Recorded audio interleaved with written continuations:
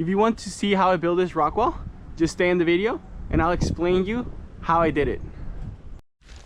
We are using a skid steer to move rocks from point A to point B and then from point B to point C. And the reason why I'm doing that is because from point A to point B, it's a muddy stretch of about 800 feet. And then from point B to point C, it's all a gravel road. So I don't want to track a bunch of mud in the gravel. So what I'm going to do, I'm going to track them from point A to point B. And then I'm going to wash the tracks, clean all the mud, and then I'll travel from point B to point C where we're going to build our wall. Before building a retaining wall, in this case a rock wall, you need to learn, or you need to know a few things. So this rock wall, I built it a couple days ago, and if you can see the rocks, you gotta interlock them. So you got your base, and then you can have two rocks, but then you need pressure in these two rocks. So the best option is to put a rock putting pressure in these two, and then you keep going. So this rock is sitting on top of this rock, and now this rock is sitting on top of these rock, and so on. It just keeps going. That's how you have to do. That's one. Two is you have to have a setback. What a setback means is this wall is not just vertical. It's like leaning back a little bit. So each rock, you place it 1 inch behind, let's say, or a little bit behind. So then all the soil is gonna try to push out, and this is gonna give you the best structure, because if it's vertical, it's easy for the wall to just collapse. When it's just set back, it's putting more pressure in, and the soil is retaining more soil instead of just going out. So that's your setback. Here in this wall, we're actually building a second wall on top of this, but we're not gonna build it just start right here. No, we're gonna go in a few feet. So this wall, I average around 5 feet tall. The highest point is 6 feet, but I'm just gonna go average around 5 feet. So in order for the walls to act or work independently, you need to go the same height or double the height of the lower wall, so the walls can work independently. Because if not, all the pressure or the lower wall will be holding all the weight from 2 walls or 3 walls you have going up. So this wall is gonna be 5 feet, and then you go 5 feet in. I'm just going 5 feet in, and then I'm gonna raise another second wall 5 feet. So that will give me a lot of a structure. I'll show you guys up here how it looks. So I'm gonna come up right now, and I'm going to make my slope. I'm going to cover these rocks with a little bit of dirt to lock them more. I'll compact all this, give my slope. I'm gonna put another tier of rocks right here so it's more level, everything. Then I'll slope it, and then we'll build our second wall around right here. Right here we're gonna start our second wall.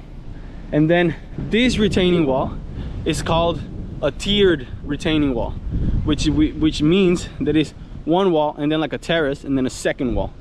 And that's gonna be the best structure you can get. Might be hard to tell from the camera, but it is a little sloped. So usually you want 1 inch a drop per 8 feet.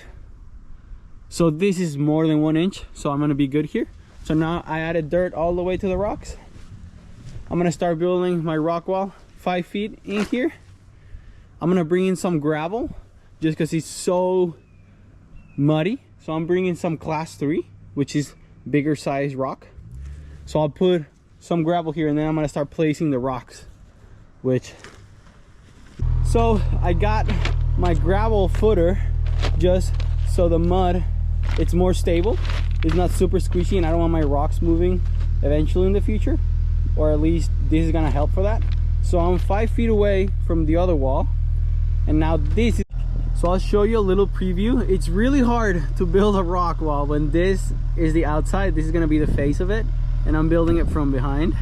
That's really hard, but just a quick, so I can show you this. So this is on top of this, and then I put this one on top of these two, and then this one is on top of these two, and so on. This one is touching this and this, and then this one is touching this and this. So just so you get the point, you know, we're gonna be doing that. Interlocking them makes them so much more stronger. Yikes.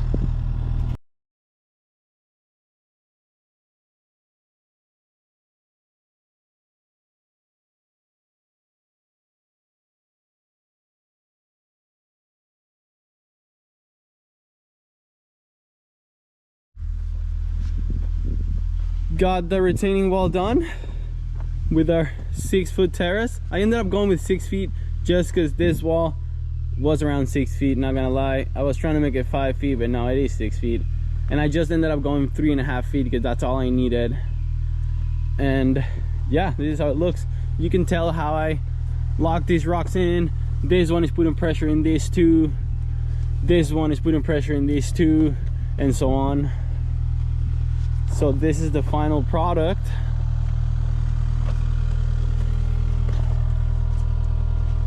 So this second wall links with this one, and I interlock them together to become one, and it just like slopes out. So final product, pretty neat.